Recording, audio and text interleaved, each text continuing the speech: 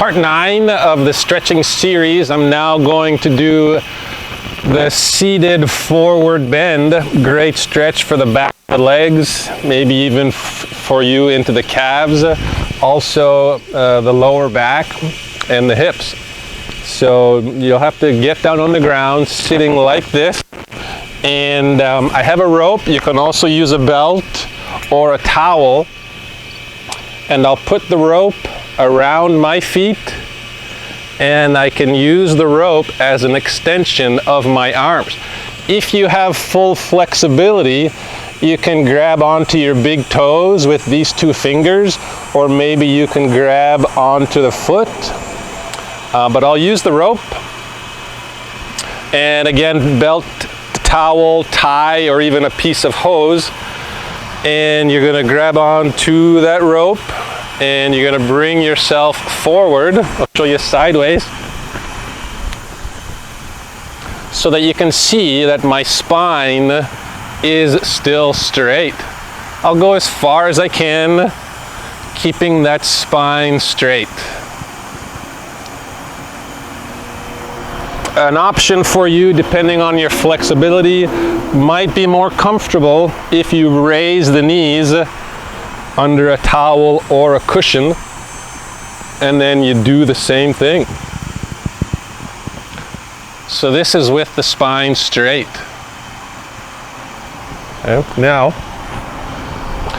another variation would be, instead of both legs, you have only one leg. So here I've bent my right leg, and you'll see my knee is not on the ground, so I would want to support it somehow so that these muscles can stretch. And same thing, my back stays straight as I bring my chest closer to my foot. And I would balance that out on the other side. Now, if I bring my foot completely into the groin, it changes. My knee is on the ground, and now my hips are slightly rotated. And then I would do the same thing coming forward with spine straight. And you can also do it with your spine curved. It's good, it's just different. So I'll go sideways again, and I will put the towel under my knees. Not necessary, depends on your flexibility level. And I can curve my spine. What I will do is I'll take the weight of my upper body into my arms, because it helps the muscles to relax, because they don't have to work against gravity to get the stretch. So I've got my elbows supported on my legs, and my head, the weight of my head is supported in my hands. I could also use something else. This is a yoga block. So I will start with the yoga block on my forehead, so that the weight is off the muscles into my arms, and I will guide myself to my legs. And once I reach my legs, I can let go of the block from my hands, and I am in a very comfortable position, getting a nice stretch in the back and the back of the legs. For myself, I find that things will release, and then I can go lower into the stretch.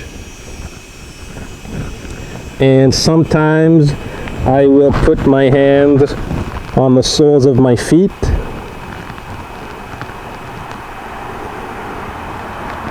and to raise myself up, keeping the muscles relaxed, I use my arms to bring my body weight back up. Another thing I'd like to show you, you can choose as an option, is to bind your legs, to fix them into a position. I use this rope, or you can use a belt. And what this does is it makes it so that the leg muscles on the side don't have to work to hold the legs together. So gravity isn't pulling my legs outwards because the rope's holding the legs straight. And I would do the exact same thing to get the forward bend. I find it very comfortable. I'll even sit on the couch with my legs on the coffee table, a cushion under my knees to support my knees, and I'll use the rope to bind my legs as I sit and watch TV. It's very comfortable. So experiment with that. I really like it, which is why I showed it to you. The last stretch I'll show you is going to also include the upper body. So I'll bend one knee. I've bent my left knee, and I'll take my left arm, trying to get my armpit near my knee. I wrap my arm around. So now the back of my left hand is on the back of my left hip. And with my right hand, I will connect my hands together. And then I'll lean forward into a bend. If you have support of something, even a cardboard box, I've also used a child's plastic chair. I'll put it here over this right leg.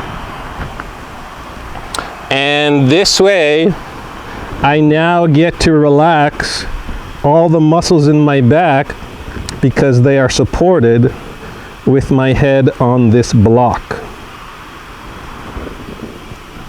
Another great one for you to experiment with.